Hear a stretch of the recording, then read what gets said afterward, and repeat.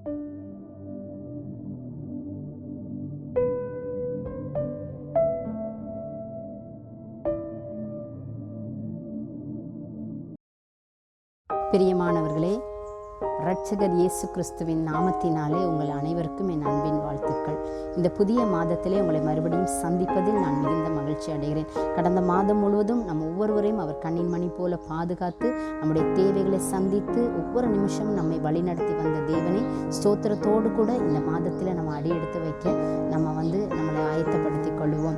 கிறிஸ்துவுக்குள் பிரியமானவர்களே, தேவ சமூகத்திலே நான் அமர்ந்து காத்திருந்த போது இந்த மாதத்துக்கு கர்த்தர் எனக்கு ஒரு அருமையான வாக்குத்தத்த வசனத்தை கொடுத்தார். எனக்கு அன்பானவர்களே, ஏசாயா தீர்க்கதரிசிகளுடைய புஸ்தகம் 41வது அதிகாரம் 12ஆம் வசனம். உன்னோட போராடினவர்களை தேடியும் காணாதிருப்பாய். எனக்கு அருமையானவர்களே, நம்முடைய வாழ்க்கையிலே அநேக வேலைகளிலே போராடுகிறார்கள். இதுல யாரு போராடுகிறார்கள் பார்ப்போமானால், அந்த வசனத்துல பின்பகுதி சொல்லுகிறது, உன்னோட யுத்தம் பண்ணின மனுஷர் ஒன்றும் இல்லாமல் இல்பொருளாவார்கள் என்று சொல்லி யுத்தம் பண்ணக்கூடிய மனுஷரை குறித்து சொல்லப்பட்டிருக்கிறது. அநேக வேலைகளிலே நம்மோடும் கூட மனுஷர்கள் யுத்தம் பண்ணக்கூடிய போராடுகிற சூழ்நிலைகளை நம்முடைய வாழ்க்கையிலே நாம் கடந்து வருவது உண்டு.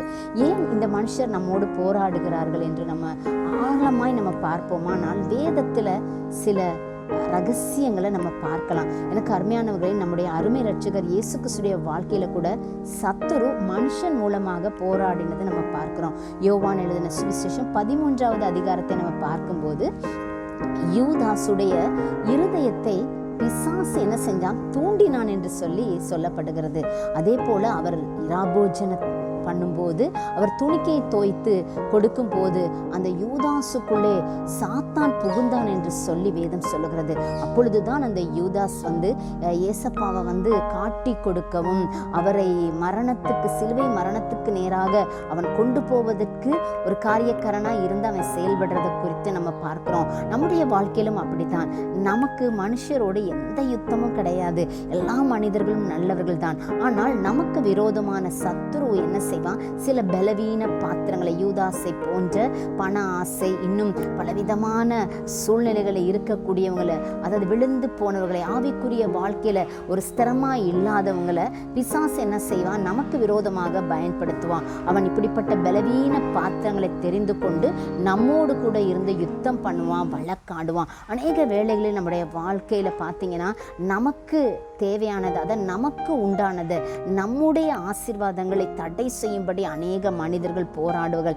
ஏன் நமக்கு கிடைக்க வேண்டிய வேலை, நமக்கு கிடைக்க வேண்டிய நன்மைகள், ஏன் நமக்கு கிடைக்க வேண்டிய வீடா இருக்கட்டும், சொத்தா இருக்கட்டும், அநேக காரியங்கள் என்ன செய்வாங்க, அவங்க அபகரித்து கொள்ளும்படியாகும். நம்மோடு கூட யுத்தம் பண்ணுகிறவர்களாக, வழக்காடுகிறவர்களாக, நம்மை தூஷித்து நம்மை மிகவும் வேதனைப்படுத்தி அனுதினமும் நம்முடைய வாழ்க்கையில போராடுகிற அநேக மனிதர்களை நம்ம சந்திக்கிறோம். உங்களுடைய வாழ்க்கையிலும் அப்படிப்பட்ட சூழ்நிலைகளை நீங்க கடந்து வரலாம். ஏன் குடும்பத்தாரை என்ன செய்யலாம், வீட்டுக்குள்ளேயே அநேகர் என்ன செய்யலாம், ஒருத்தருக்கு ஒருத்தர் சமாதான குலைச்சல் உண்டாகி, ஒருத்தருக்கு ஒருத்தர் வாக்குவாதம் பண்ணி பிரச்சனை, இப்படிப்பட்ட போராட்டங்களை நம்ம அனுதின வாழ்க்கையில சந்தித்து கொண்டிருக்கிறோம். ஆனால் இந்த வேத பகுதியை அழகாக சொல்லுகிறது. இதே 41வது அதிகாரம் 1வது வசனத்துல, நியாயாசனத்துக்கு முன்பாக சேருவோம் சொல்லி, நமக்கு நீதி செய்கிற நியாயாதிபதி அவர் நியாயாசனத்துல அமர்ந்திருக்கிறார். உங்களுக்கும் எனக்கும் ஒருவேளை பலவிதமான இப்படிப்பட்ட மனிதர்கள் மூலமாக பிரச்சனைகள், கஷ்டங்கள் வரும்போது நம்ம என்ன செய்யணும்னா, அவங்கள போலவே நம்மளும் என்ன செய்யக்கூடாது, நம்ம எதிர்த்து பேசக்கூடாது, அவங்களோட வழக்காடக்கூடாது, அவங்களுக்கு தீமை செய்யக்கூடாது, நம்ம மௌனமாக இருக்க வேண்டும். கர்த்தர் நமக்காக யுத்தம் பண்ணுவார், நமக்காக அவர் வழக்காடுவார், நாம் மௌனமாக இருக்க வேண்டும். நம்ம செய்ய வேண்டிய காரியம் என்னன்னா, நியாயாசனத்துக்கு முன்பதாக நின்று தேவ சமூகத்திலே நம்ம ஜெபித்தா போதும், அவர் எல்லாவற்றையும் பார்த்து கொள்ளுவார். இதே அதிகாரத்தில் நம்ம பார்ப்போமானால், இந்த ஏசாயா 41வது அதிகாரம் 15-16வது வசனத்தில் தேவன் அவருடைய வல்லமையை கொடுக்கிறார். தேவ சமூகத்தில் நம்ம ஜெபிக்கும் போது அவருடைய வல்லமை நமக்குள்ளே இறங்குகிறது.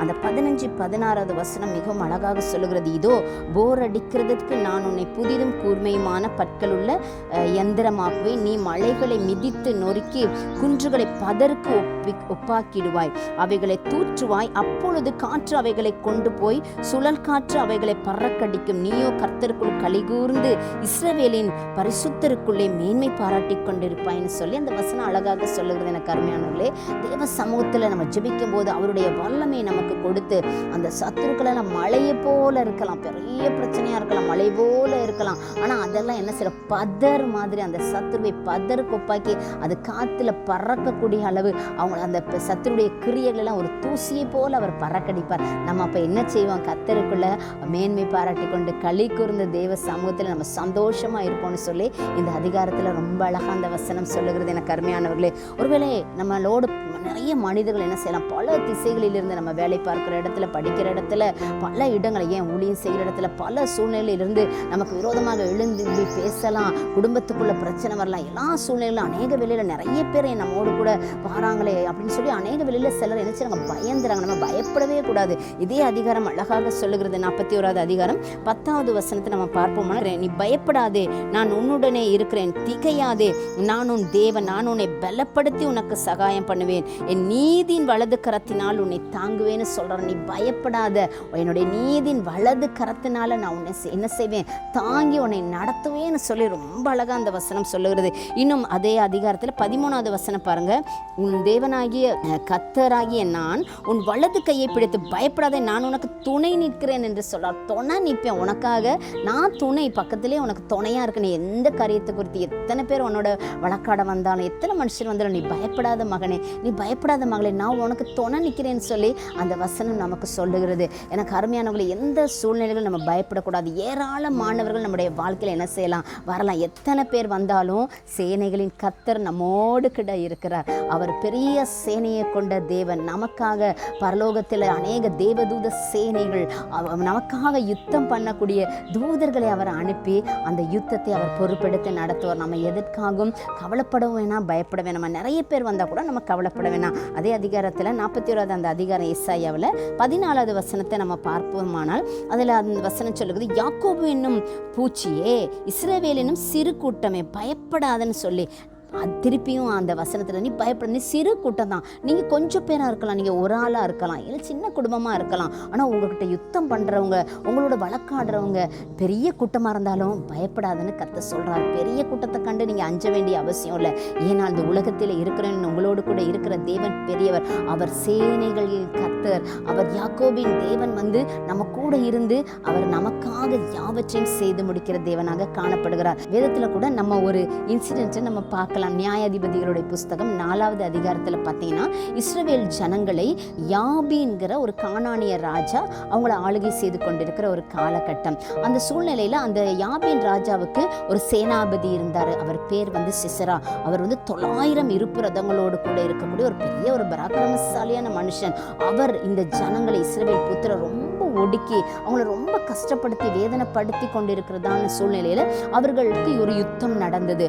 அந்த சிசரா என்ன செஞ்சார், 900 இருப்பு ரதங்களோடு கூட அவர் யுத்தத்துக்கு வந்தார். இங்கே அந்த காலத்தில் அந்த இஸ்ரவேல் ஜனங்களை நியாயாதிபதியாக இருந்து நியாயம் விசாரித்த தெபோரால் எனப்பட்ட அந்த லபித்தோத்தின் மனைவியாகி அந்த தெபோரால் என்ன செஞ்சாங்க, அவங்களுக்கு பாராக்னு ஒரு மனுஷன் அவங்களுக்கு துணையாக இருந்தாங்க. அவள் ஒரு தீர்க்கதரிசியாக இருந்தா. அவங்க என்ன செய்கிறாங்க, அந்த 900 இருப்பு ரதங்களோடு கூட பெரிய சேனையாக வந்த அந்த யாபீன் ராஜாவுடைய சேனையை எதிர்த்து நிற்க அந்த தீர்க்கதரிசி தெபோரால் பாராக்கோடு கூட அவங்க கடந்து போனாங்க. ஏனென்றால் தேவன் அவர்களோடு கூட போனாங்க. அவங்களுடைய கூட்டம் அதிகம்தான், ஆனால் இவங்க சிறுமியானவங்க தான். சின்ன கூட்டமாக இருந்தாலும் கர்த்தர் அயனங்களிலிருந்து நட்சத்திரங்கள் சிசராவோட கூட யுத்தம் பண்ணினதாக பார்க்கலாம். சிசரா என்ன செஞ்சிட்டாரு, ஓடியே போயிட்டாரு. யாகேல்ங்கிற ஒரு பெண்மணி தான் ஒரு கூடார ஆணியை கொண்டு அந்த சிசராவை என்ன செஞ்சிட்டாங்க, அப்படி நெத்தியில் அடித்து கொன்று போட்டதாக நம்ம பார்க்கிறோம். ஏனென்றால் அவர்களோடு கூட சேனைகளின் கர்த்தர் இருந்து அவர்களுக்காக யுத்தம் பண்ணினார். எவ்வளவு பெரிய கூட்டம் உங்களோட யுத்தம் பண்ணாலும் சேனைகளின் கர்த்தர் உங்களோடு கூட இருந்து இனிவரும் நாட்களிலே பெரிய கூட்டமாக வந்தாலும் நீங்கள் பயப்பட வேண்டிய அவசியம். உங்களுக்காக அவர் யுத்தம் பண்ண போகிறார். அவங்கள தேடியும் நீங்கள் என்ன செய்ய மாட்டீங்க, காணவே மாட்டீங்க. எனக்கு அன்பானவர்களே, நீங்கள் எதை குறித்தும் நீங்கள் பயப்பட வேண்டிய அவசியம் இல்லை. எனக்கு அன்பானவர்களே, நீங்கள் எதை குறித்தும் பயப்பட வேண்டிய அவசியம் இல்லை. கர்த்தர் உங்களுக்காக வழக்காட போகிறார். உங்களுடைய சத்துருக்களை நீங்கள் இனி தேடியும் காண மாட்டீர்கள் என்று நமக்கு வாக்கு கொடுத்திருக்கிறாரு. நிச்சயமாகவே இதே அதிகாரத்தில் வசனம் 1 முதல் 16 வரை இந்த மாதம் முழுவதும் நீங்க வாசித்து அறிக்கை பண்ணி விசுவாசத்தோடு கூட ஜெபிங்க. கர்த்தர் என்ன செய்ய போறாரு, அவர் வழக்காடி அவர் யுத்தம் பண்ணி உங்களுக்கு ஜெயத்தை கொடுக்க போகிறார். உங்களோட போராடினர்களை நீங்கள் தேடினாலும் காண மாட்டீங்க. தலை தாழ்த்தி நம்ம ஜெபிக்கலாமா? அன்பின் பரலோக பிதாவே, இந்த நல்ல நாளுக்காக நாங்கள் உம்மை நன்றியோடு துதிக்கிறோம், ஸ்தோத்தரிக்கிறோம். அப்பா, உன்னோட போராடினவர்களை தேடியும் காணாதிருப்பாய் என்று சொல்லி இந்த மாதம் நீங்க கொடுத்த வாக்குத்தத்த வசனத்துக்காக உமக்கு கோடி கோடி நன்றி தகப்பனே. உம்முடைய சமூகத்திலே அமர்ந்து ஜெபிக்கும் போது கர்த்தர் எங்களுக்காக எல்லா சத்துருக்களோடு கூட நீங்க யுத்தம் பண்ணி வழக்காடி எங்களுடைய சத்துருக்களை நாங்கள் தேடினாலும் நாங்கள் காண மாட்டோம், அவர்கள் இல்பொருளாவார்கள் என்று சொல்லப்பட்டிருக்கிறது ராஜா.